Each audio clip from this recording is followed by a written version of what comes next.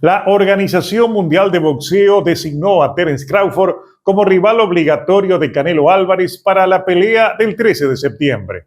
Fue una medida sin precedentes y desde todo ángulo injustificable, como que se le quemaron los papeles. Vean cómo quedó la clasificación de los supermedianos. Aparece Terence Crawford en el número 1, ahora aparece Hamza Chiraz en el 2 y corrieron del 1 al 3 a Diego Pacheco. Si nos guiamos por las necesidades del negocio, seguramente para la OMB todo esto parece inevitable. Me refiero a lo de Chiraz, ya que sabemos que es el rival elegido por Turki para Canelo Álvarez, y Turki es Turki.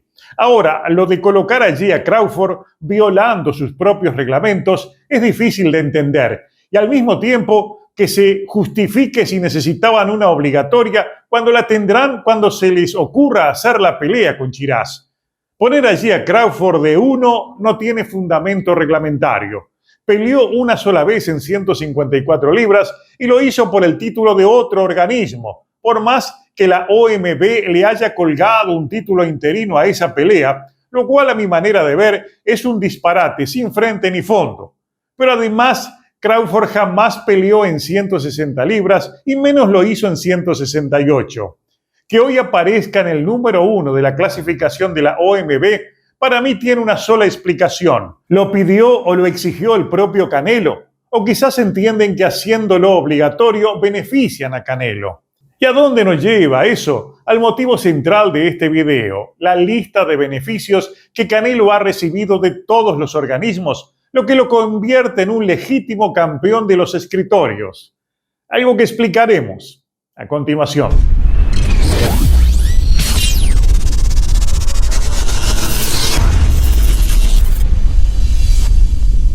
¿De qué vamos a hablar en este video? De la gran virtud de Canelo Álvarez, la de gestionar su carrera, sometiendo de manera directa o indirecta sus necesidades a los organismos de boxeo. Los ejemplos son abundantes, pero por un tema de tiempo elegiremos algunos del muestrario que se cerró en esta jornada con la Organización Mundial de Boxeo nombrando retador mandatario a Terence Crawford. Los beneficios, los logros, las hazañas de Canelo en los escritorios empezaron tan temprano como con su primer título mundial, aquel de las 154 libras que había dejado vacante Manny Pacquiao después de la masacre sobre Antonio Margarito. Salteándose a todos los clasificados, el CMB inventó una pelea por el título vacante, donde puso a Canelo y le buscó un rival a modo, un rival adecuado y que no significara un riesgo. El asunto era hacerlo campeón. Eligieron en consecuencia el número 7, pero de la categoría welter, es decir, la de más abajo, Matthew Hatton, y lo hicieron pelear en un peso pactado de 150 libras, al que Canelo ni siquiera pudo dar ese peso, pero aún así hubo pelea y lo hicieron campeón.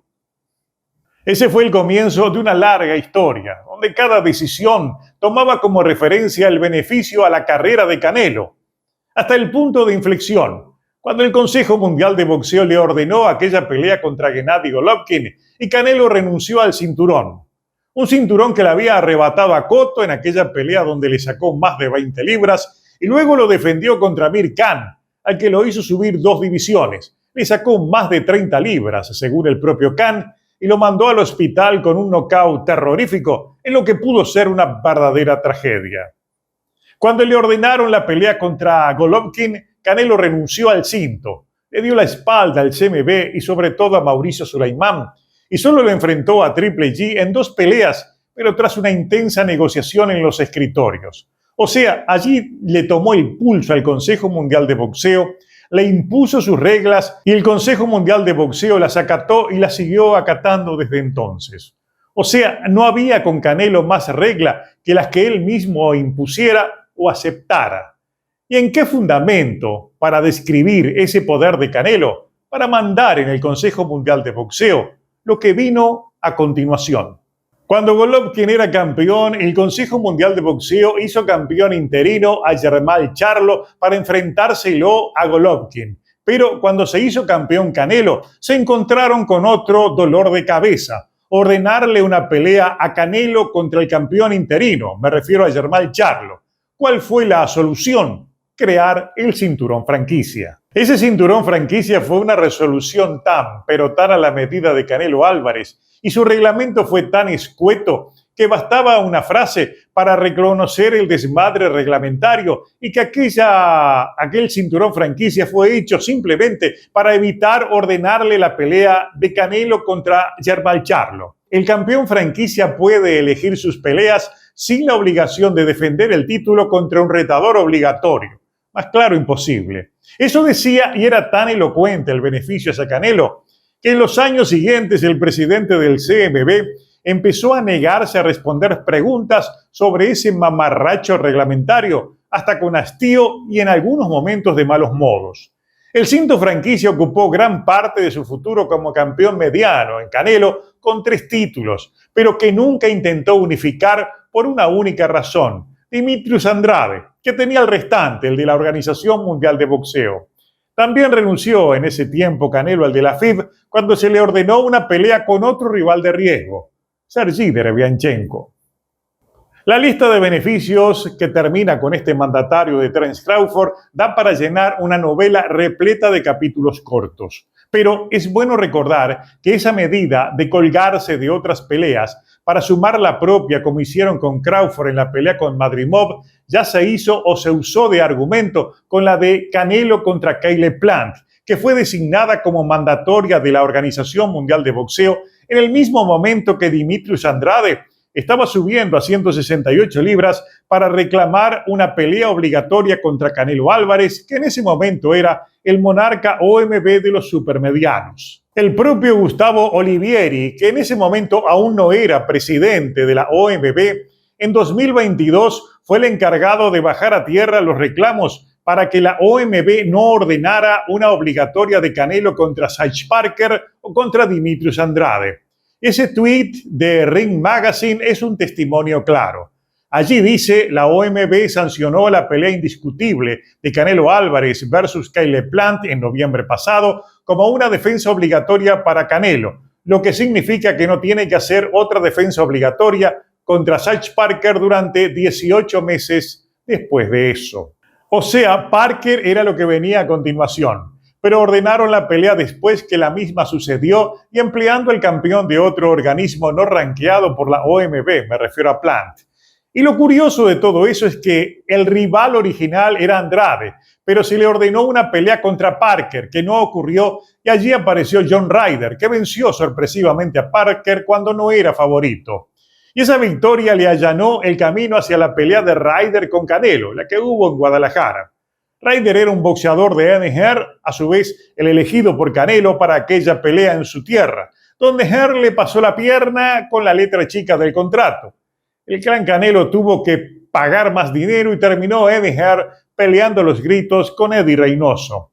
Momento en el que se rompieron las hostilidades y terminó la buena relación. El punto es que allí la OMB, directa o indirectamente, también ayudó a Canelo Álvarez a no pelear contra aquellos que él no quería pelear. Me refiero por un lado a Dimitrius Andrade y por el otro a Sage Parker.